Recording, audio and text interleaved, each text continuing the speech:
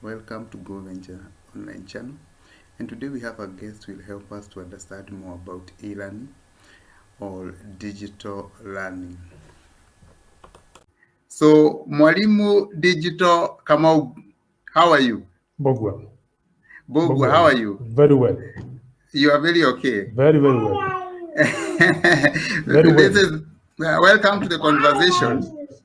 And maybe you can introduce yourself by telling us what you do and what you know about e-learning. Thank you for the opportunity. As you have lightly introduced me, my name is Kamau Mbogwa, the personal name, but Komtandao on the online, I have branded myself as Mwalimu Digital. Mwalimu Digital generally means that is a teacher who is digital. I am a teacher by training. I have 15 years teaching experience in mathematics and physics. But I left the staff room in 2016 so as to concentrate on learning. And that's what I do 24/7.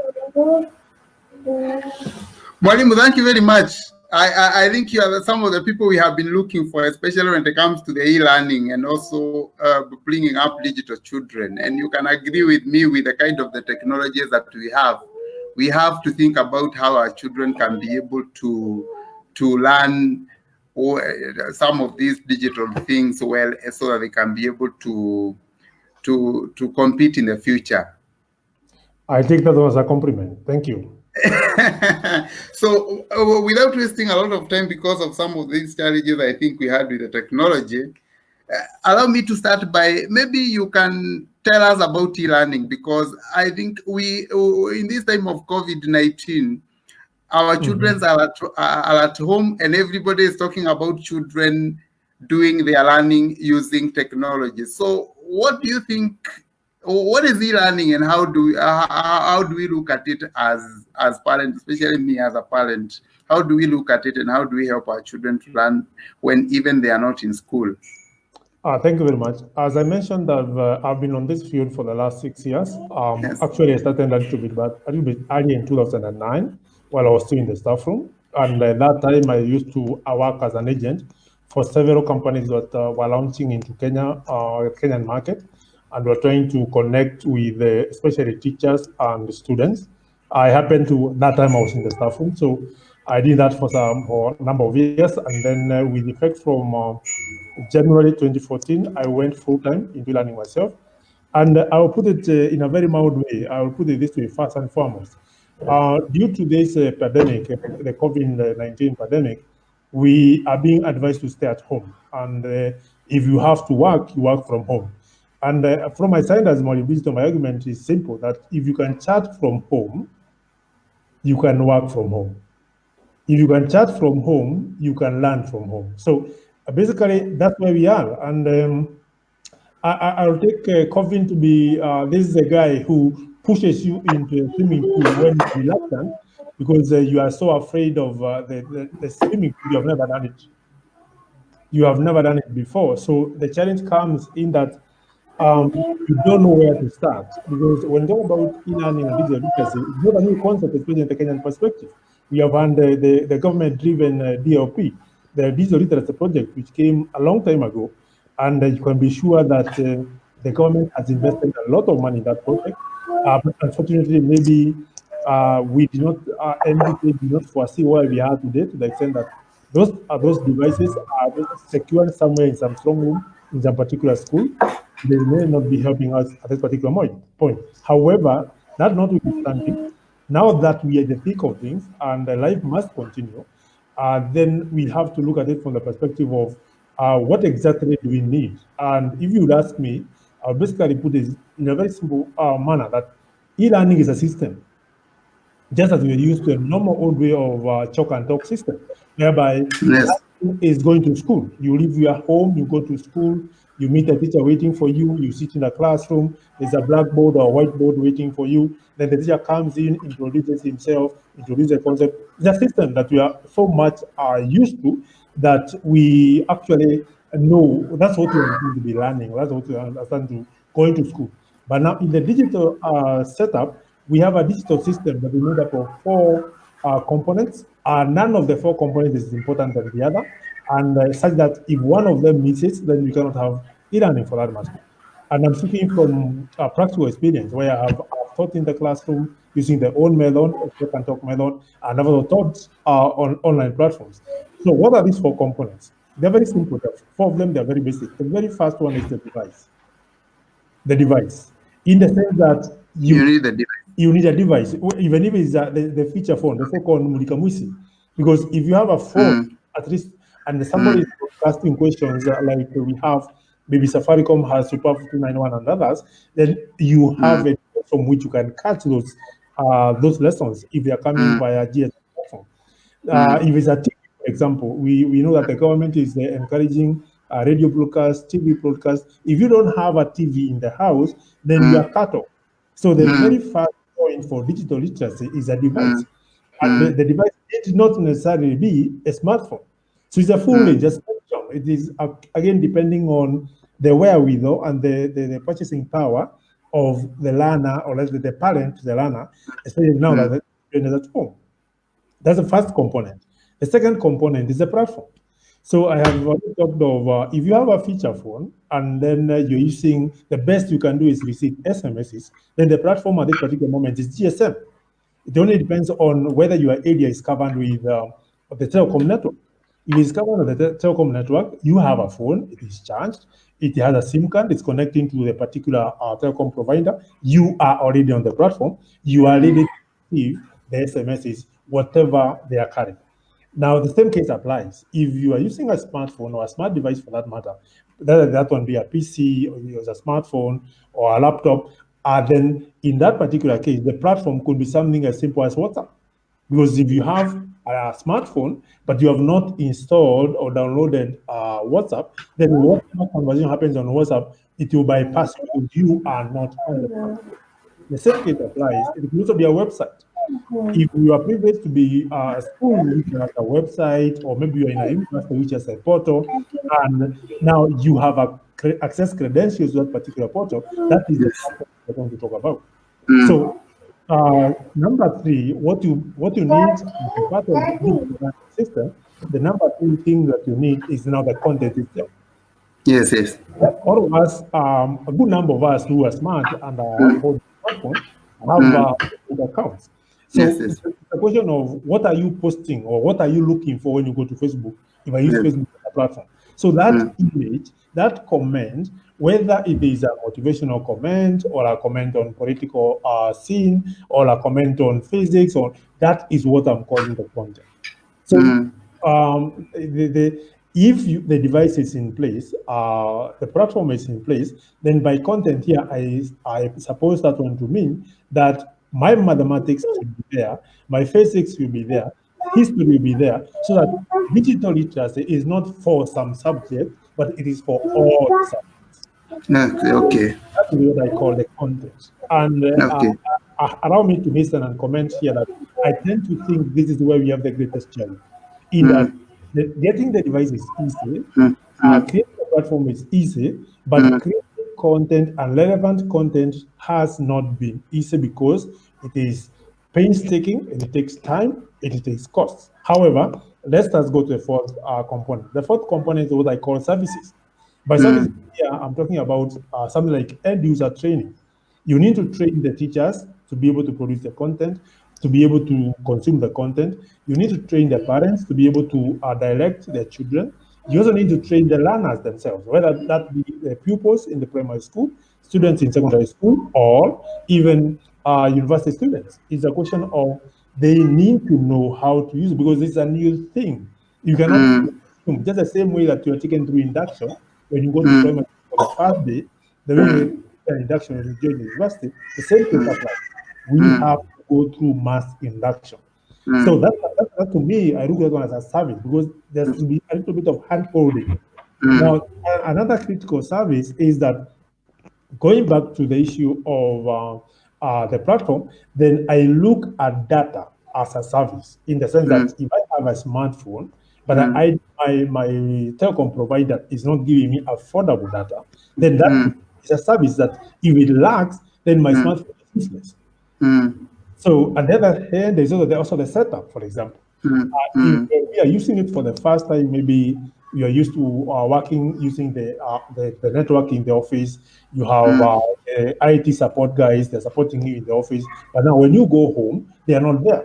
So the same case applies to this parent who is now, as by virtue of necessity, is being compelled to set up his own sitting room to convert it to a digital class. There will be a setup that may come at a cost. It may require an expert in that area because not all of us are tech savvy. And therefore, that setup is now, I look at a service that if that one lacks, then it is very, very possible that you have the device in the house, the platform is ready and waiting for you. The content is there waiting for you. But if you don't do actual setup, the initial setup, the very first one, you could miss out and be as good as someone who doesn't have all the three as above. So on my end, that's how I define this solution. And I look at those components. As simple as that.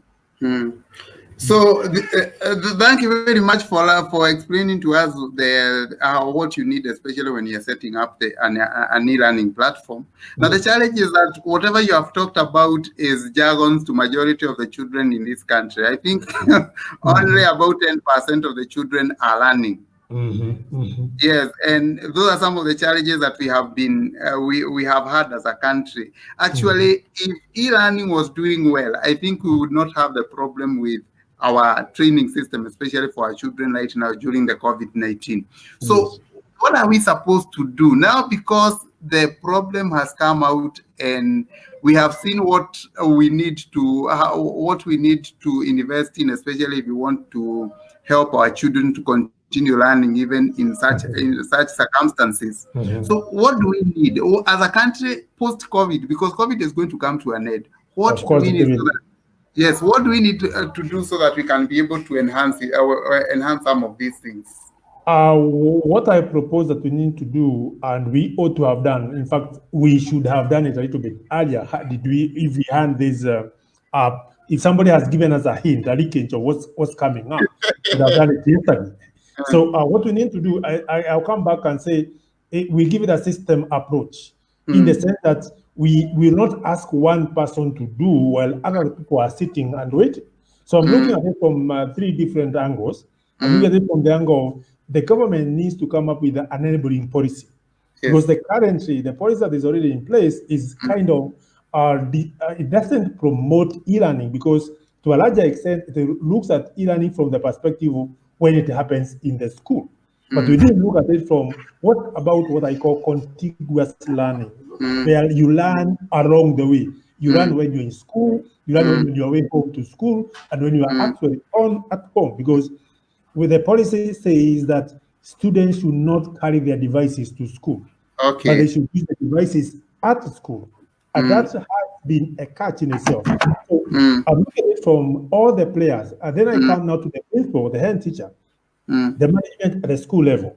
The question is, they need to invest aggressively. First and foremost, creating databases. Do they have databases, for example, to the extent that for now, if they have useful content that I need to share with the student, and maybe the student doesn't have a smartphone, do they have a clean database, maybe of phone contacts or email addresses, to the extent that they can push that information directly to a parent? You can imagine a scenario where we have a principal in a particular school, but he doesn't have the contacts of the parents. He only has maybe 20%, 30%. He knows their names, they are already in the register, but he doesn't have their phone numbers, he doesn't have their email addresses. And in this particular moment, we don't know for how long we'll stay out of school. Even if he tries to connect to them, he is used to the old way of sending the students to go and tell them, we need you on this particular day, and then they come to school. Now, this time, the principal, the teacher, must go to the parents so that now he can the students. Because again, going back to the policy number 1, the assumption is that secondary school, or let's say our school-going children, especially at the primary and the secondary school level, do not have devices. Of course, in reality, that's not the case. They actually have the devices, but they live at home. Okay. That also now brings us, we need to do a culture change. That if we have socialized our children that a smartphone is not a good thing, it kind of can distract them from learning. We have to take a complete 180 degrees turn, because when we have socialized our children is that a smartphone is a toy where you for social talk or for YouTube, watching comedy on YouTube, but not for language. And you can't blame the students for that. So we have then to look at it from the system approach. There is something that the government should do. There is something that the parents should do. There is something that the teacher should do, and there is something that the learner himself should do. Yes. Yeah, everybody should take up his responsibility and accept to make sure that all the wheels, all the moving parts are well oiled, and there's no unnecessary friction, which produces heat and communication breakdown. That's my take. Okay. You have been a teacher, and being a teacher and also having a lot of passion in IT, which I can see myself. You experience so many challenges. I know you experience so many challenges, especially when you're trying to bring in some of these problems. Maybe you can talk about some of those challenges so that even some of those teachers who are still in school and who are watching us can be able to also learn that some of these things, you do not need to be there. You can be able to leave the school and come and do your own things outside here, especially with your knowledge, because I think that is one of the challenges that we have with the professionals. Well, yes, I really don't want to give a sob story of the challenges that I went through when I worked for TSC, and I highly respect the amount of investment and the time that TSC does in empowering the teachers in as far as digital literacy is concerned. But however, I will mention one or two challenges that I went through. Let me first of all give you the background. Where does this passion come from? I attribute my passion in IT because it so happened that I was in the university in my second year at Kenyatta University. I had a chance to do a physics project which required me to do the programming. So it's not part of the course, but it was a project which demanded that I do computer programming. And therefore, I had a very early exposure to exactly the power hidden in code. And of course, this is not common experience to everybody, but I attribute that early experience to coding as my my beginning for my love affair with IT, especially with as far as carrying out a particular instruction. That's where my passion comes from. Then when I graduated in 1997, I was chosen to teach in a school outside there, in Meru County to be precise, a school known as Gwenegaot. That was my first posting in 1998. So therefore, I'm trying to kind of create the background under which I've worked for 15 years, that I've worked I've worked in the remotest parts of Kenya as a math physics secondary school teacher. And therefore, imagine when you find yourself in the remotest part, like when I was, for example, I was in a school setup known as Kimangaro, and this is a day secondary school which is starting off. There is nothing on the ground. In fact, some other schools I found myself working. These are schools that actually have had a history of dropping the subject at Form 2 because they even don't have either the maths teacher from the government or the physics for that matter. So I found myself over and over again setting up the physics department because there was not in the first place. So as far as IT is concerned, and giving you that background that I had, I always feel that technology can make life easier. So actually used to arise in the sense that there are no resources for that. And I can't blame the principal because even the principal's hands are tied. But you have to improvise. So one of the reasons why I had to leave the staff room, to be very sincere and honest with you, is that I came to realize that it will take too long for me as a person to have an impact to my immediate students in front of me, whether they are 10 of them or 50 of them, and the students in the whole of Kenya. So I found a way. I started looking at, if I cannot make it work because of the so many challenges I'm encountering here, is it possible for me to repackage myself and do it on my own without constraining myself to resources that were not available? And that now explains. Of course, it didn't happen in a day. I think this is a idea developed over a period of not less than, let's say, 5 years or something. As I mentioned to you, my early encounter to e-learning was 2009. So you can see 2009, I started doing something in e-learning, and I actually leave the staff room in December 2013. So the challenges on the ground are such that maybe the teacher himself is under-resourced. Or maybe the teacher himself has no skills. Mm. And therefore there's need to be a little bit of upskilling, a little of mentorship, a little of handholding, a little of encouragement. And I'm happy to say that by that, even when I was still in the staff room, there was an effort, but there was always handles in terms of resources, logistics, equipment in the school, lack of maybe proper internet coverage, maybe you don't have a strong GSM, maybe you don't have internet accessibility, and that was then. I hope things have changed today. Mwalimu, I think this is one thing that I've been telling teachers. I remember I even said it in the media one time, that this world is about content development today. Yes, yes. And if there are people who have the capability of developing content and content that is going to be needed by many people are teachers, specifically because the education system will always be there with us. And therefore, when we see a teacher who has understood those things clearly and decided that realize that he can be he cannot just be a teacher of a single school, but you can also be a teacher of as many schools as possible. I think that is teacher for the whole of Kenya. I can even be teacher for the whole of Africa. The Agrophone countries in Africa, provided I know their curriculums and their syllabuses.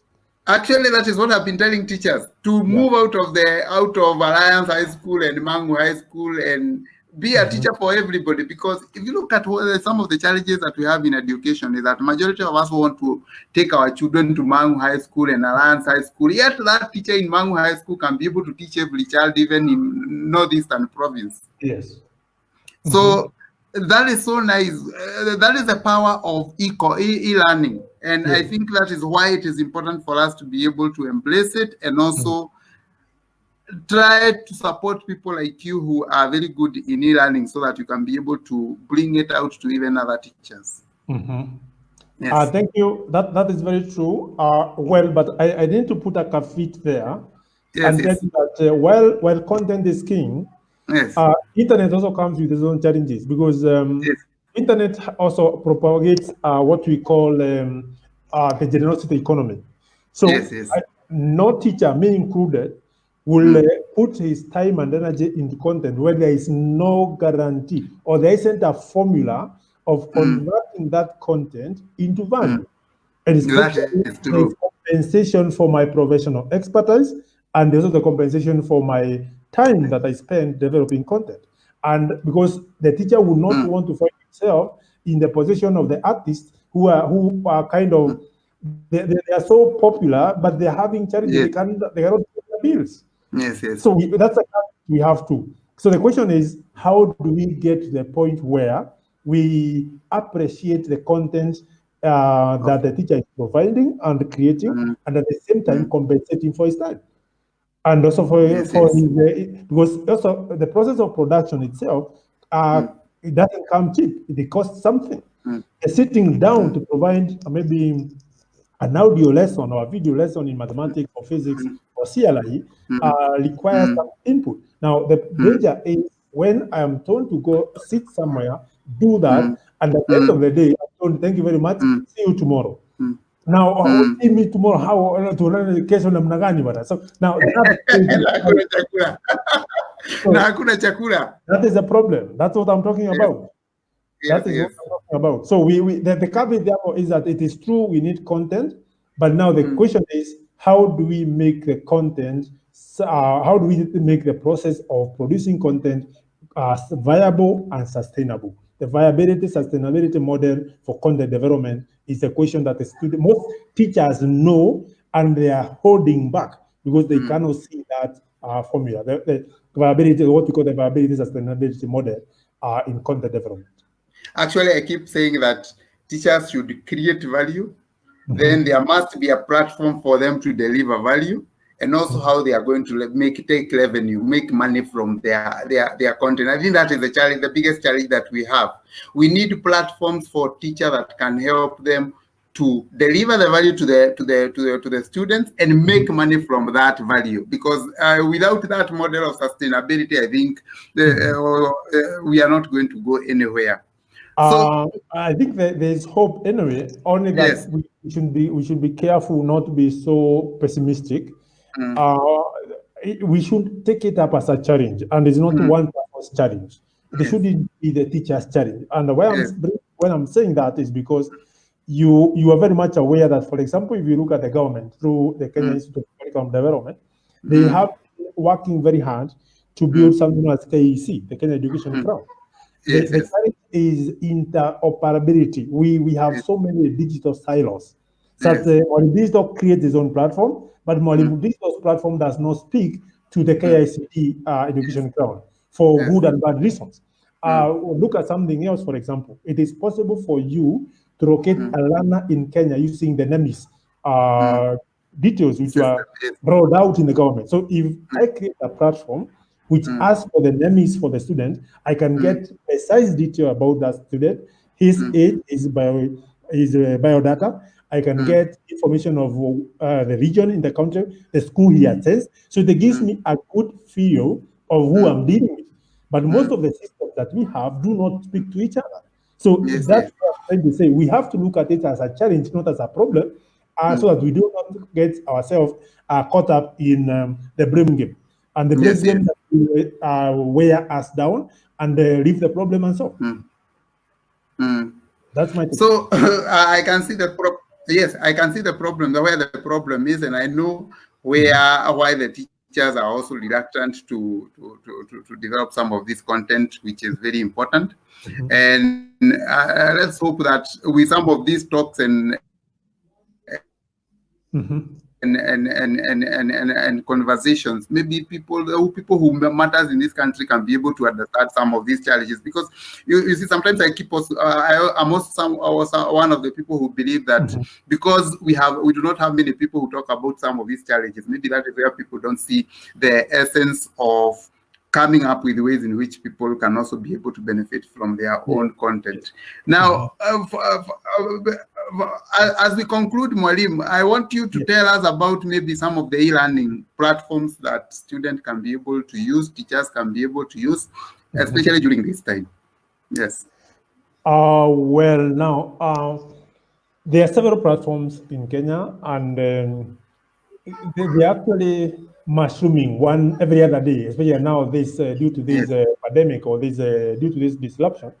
And I have not been paid by anybody to promote somebody's platform. So I'll just mention a few that comes to the top of my mind. First and foremost, I'll start with the one I'm currently working with, where I've partnered as a content provider, and that is known as Fanisi Academics, owned by a friend of mine by the name of Mr. David Otieno, David Owino, and it's based somewhere in Kisulu, and they are raring to go. They're producing a lot of content. Then the other one that I have also worked with, and this one is free, and this one is global. It's another one known as TutorWeb. TutorWeb is a free portal which actually pays learners to learn. You'll be surprised. And I've been promoting that one in Kenya for the last 2 years, and we have not been having a very good uptake because people don't appreciate, don't understand. You can imagine where you earn as you learn. You are paid to answer questions, and you tell people about this, and you are paid. They are mesmerized, and you tell them, let's do it. All of a sudden, the interest disappears. We can't do it because we don't have this, and so on and so forth. Anyway, the other one is Moribisto in person. I have my own platform, which is under construction. When it's ready, I'll share with you. But going back to the original, the very first one that I said, in Moribisto as a content provider, I output my content mostly on Fanisi Academics. Fanisi Academics will give you some of the content for free and some of it for premium. Now, other people who are doing the same, and I commend them as very sincerely, I will consider them as worthy partners or worthy rivals in this sector are people like Longhorn. Longhorn are great. Safaricom, in conjunction with NS Education, are doing it very well. I have a friend of mine who uses AI-powered e-learning platform by the name Angasa Education. There is people I worked with a long time ago when they were trying to come into the ebook sector by the name eKitabu. There is eKitabu, there is eKitabu. I have worked with all of those as their agent, as their partners. Then there is Boresha. There is Boresha based somewhere in McKinney schools or somewhere like that. And then there are also some schools which have gone ahead of the day and they have created their own profiles. At the end of their own portals or their own apps for that matter. And at the end of the day, there isn't anyone that is better than the other. It's a question of the market is open, you go and check them out. Some of them require you to subscribe, others not require you to subscribe. But at the end of the day, the question is, do you get value for money when you use there? Do you get value for your time? Because the other danger of e-learning is that e-learning can also be counterproductive if it is not well managed. And that's why I'll go back to my four components and say that you must be careful, even when you're directing the learners, you must be careful to be very sure that at least the platform that you're directing the learner to is providing relevant content, because it is easy to go online and get content which promises you content which is relevant to the local setting, but it does not. So it kind of takes the student too far away from what is expected to be learned, the objectives which are meant, and what will be tested when we go the terminal exam that we are doing as of this moment, unless and until when you have changed the system from 844 to the new incoming CBC curriculum, which will be coming in somewhere in 2025 or 2026 when you'll be facing out the 844. As things stand now, we still remain exam oriented, and therefore, when you're directing the learner to go to a particular platform, you must be careful to be convinced yourself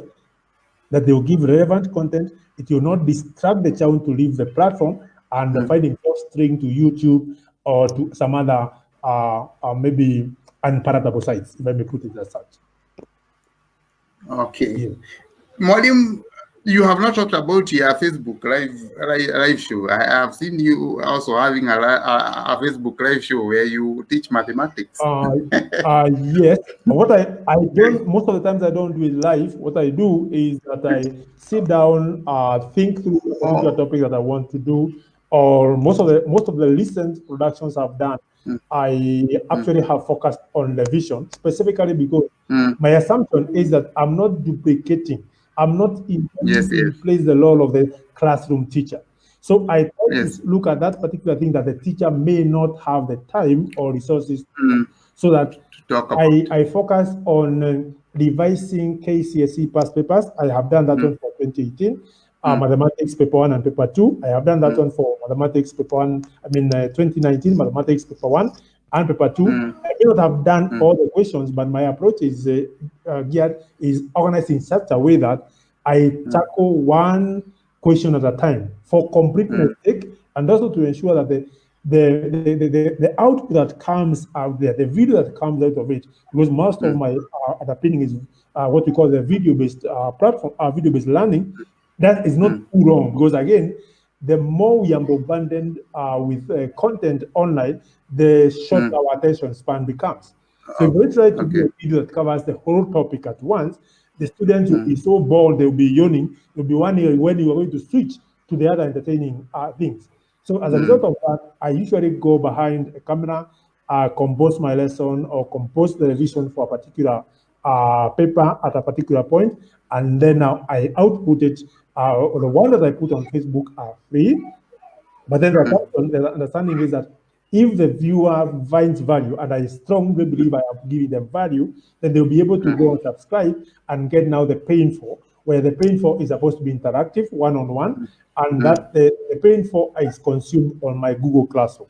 And let me mention this, that Google Classroom is free to download, and it is available for anybody who is on Google. Most of us, we use Google, we use Gmail, which is on Google, and therefore getting the Google Classroom either on the PC, on the laptop, or even on the smartphone by getting it from Google Play Store is free.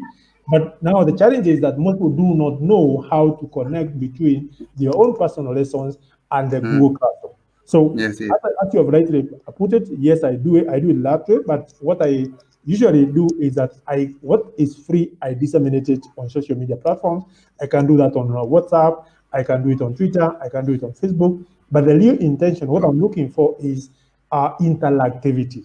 Because again, there is a very big difference between you giving a student a textbook maybe for the whole Form 1, and you not being there to animate the content so that now you engage all the senses. The student can read, he can see, he can listen to you. That's the only way learning happens. So that's why we need a teacher. At no one time, however digital will come, at no one time shall we have learning without the teacher. So when you go the video-based model, I play the role of a teacher, but I reckon myself so that I don't have to meet the students face to face. And you have seen so many people learning things on YouTube. Like this guy, there's a guy who does the javelin in Kenya. He said he said he learned it on YouTube. So the same Yes, yes. if you can learn javelin or how to draw the javelin on YouTube and become a world hitter, why can't you learn mathematics? Why can't you learn history on video? So Yes, that's what yes. I do, and I am inviting all those who are listening to me to check me up on my Facebook account as Malimisa Kamambogwa or Bogwa Kamambogwa, my personal account, and I will be happy to be of value to them. Yes, yes. So thank you very much, Mwalim. I think that we should make it the end of our show today. We have a lot to share, as you can see, and I think we should organize many more conversations with you so that you can talk about education, e-learning, and how it can be able to help our children. Talk about those platforms that you people are using. You have talked about even a free where people are paid. I have never had a student being paid because of listening. And we understand how it works. Yes. Yes. And actually, it can be very important for them, especially right now they are talking about money. Well, if you are paid because of learning, you are gaining in two ways, money-wise and also financially and also value-wise. Yes. Yes. Allow me before you conclude to maybe just comment and say that you can be sure that one of the areas that we have been rolling out this project is in Kibera, and I'm working with a particular secondary school there, and the idea is very simple. Most of the people living in low-cost settlements have a challenge of sitting down because they are not very sure of their next meal.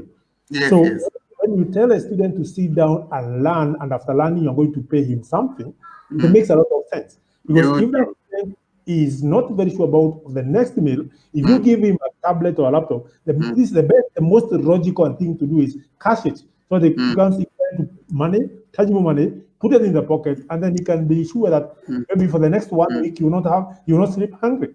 But now here I'm putting it. I'm saying that if you go to those same low-cost settlements, you go to Mukuru Kayava, you go to Madare in Nairobi, you will find that you can safely estimate that around 60% of the households there have a smartphone, if not 100%. So if they have smartphones and they can communicate with the world, they can use the same smartphone to learn and earn. And that's run as you earn. And why? In this case, you're only telling the student to sit down, and then we free the parent to go and fetch and fend for the child for that particular day. So you don't have a case of both the child and the parent are leaving the house so as to go and seek for something to put to take care of their physical needs, or maybe to care about their bills. It is engage the student for learning, release the parent to go and do the normal job that he does to earn a living for himself and for his children. It's a simple model.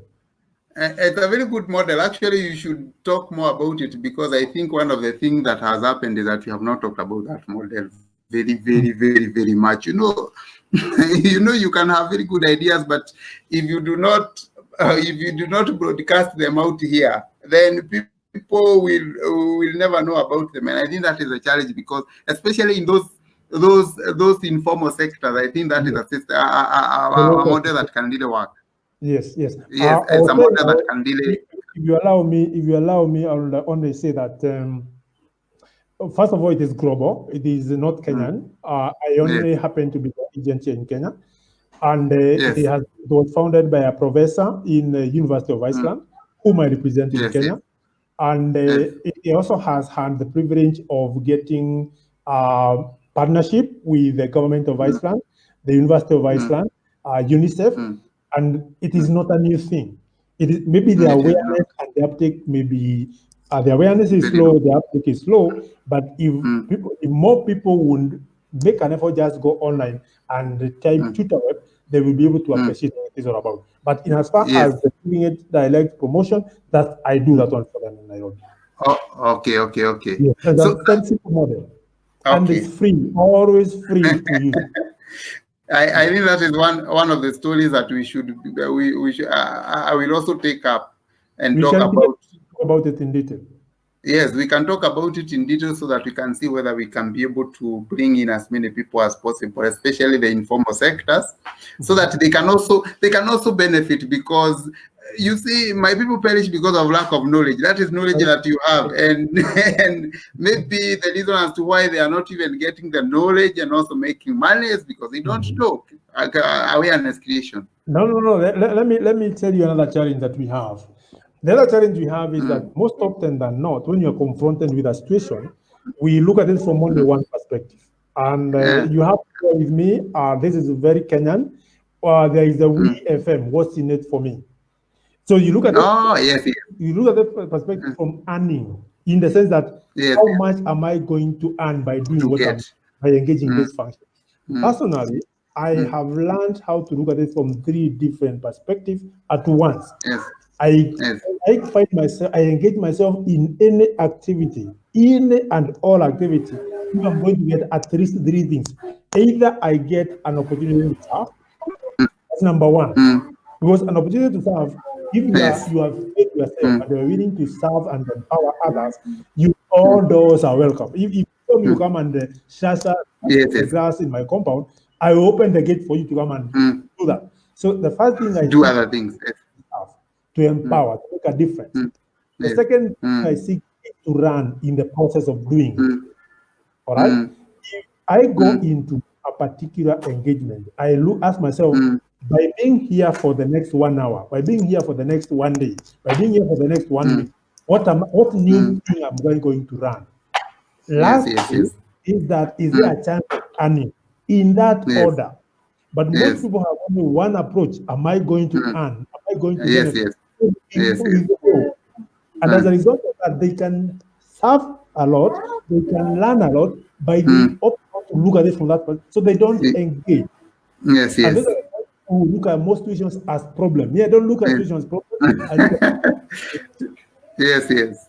When you see something as a problem, you tend to run away from it. Yes, true. Right. Yes. When you look at something as a challenge, you are concerned about what you worry about. Yes. So you ask yourself, can I make a difference? Maybe what exactly is happening? What can I do? Where can I help? Maybe I'm not able to do this because I don't know how to do it. You don't know, and be ready to run something. And when you do adult education, you always say that adults never fail exams. So you learn, you never gubaro kidogo. But most people shy away, especially where they will betray their ignorance. So they don't want to ask questions. They don't, but they are very quick to give you their CVs to see if maybe you can consider them for a job. And then you start looking at the contract. How much are you going to pay me? They are very and those conversations are self-limiting. So that's where the challenge is. I would advise you and anybody listening to me to give it a 3 approach. It's that no, I'm a teacher in mathematics, and I know that every event which has a probability of or not earned has a higher chances than a one which has earned. With this earned, you increase the chances. If I say that I must serve, I must learn, I must earn at once, I reduce my chances. But if I say either I serve, or I learn, or I enhance myself, more people endorse, more people listen to me, more people get a different perspective of the same issue. They look at the same thing, but they see many other different opportunities. And I think that even we have that you hello. And having entrepreneurship, many people are really they don't go anywhere. They don't ask themselves. Yes, I'm hearing you. Most of us, we do not ask ourselves, how am I going to create value for the customers before even we think about how much money we are going to earn from what we want to do. So I think that is a challenge that we have everywhere, and it's a challenge that we need to talk about. First of all, empower people, and then that one is coming from the system, the education system that you have handled along. where we have been socialized to go to school so that we build value in ourselves. So we become the product. Then we take ourselves to the market. All right. Okay. Unfortunately, when you see the government bringing in the new curriculum, the CBC, it is talking about, it's not talking about you as the person knowing it. It is a competence. What can you do to make a difference in that Yes. other person's life? It is Yes. only then that the market doesn't care how many CVs that you have. The Yes. market doesn't care how many degrees you hold. The market Yes, cares there is a need here. Can you meet Yes. this? Yes. Yes. Can you feel the need? Because if other people wait for a need to arise, you can make a kill out of the need. It's a Yes. question of Yes. can you feel the need? If you can feel the need, you are in business. You have Yes. liquid, Yes. and Yes. you cannot sleep hungry. If you wouldn't say that there are no jobs. Actually, usually I always say there's a lot of work, but there are no jobs. There's a lot of work, but there are no jobs. That's my way of So, looking at it. Mwalimu, thank you very much for your time. I appreciate a lot because you have talked about so many other things.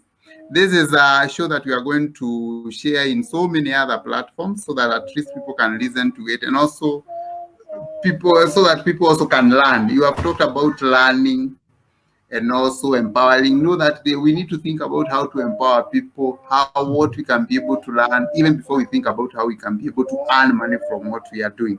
So thank you very much for your time. I think we should organize many more, especially in some of these. I am available any day, anytime. Yes. Any day, anytime. Yes. You just give me a prior notice. I will be happy to empower our listeners.